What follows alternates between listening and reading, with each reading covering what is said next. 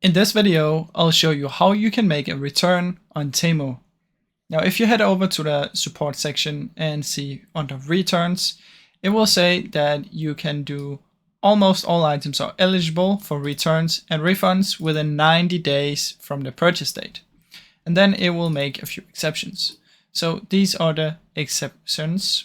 And what you want to do it is click here, how do I ship my items back?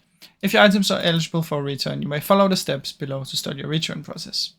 So you want to sign into your account, find the one and click return or refund. And then you just want to follow these steps right here.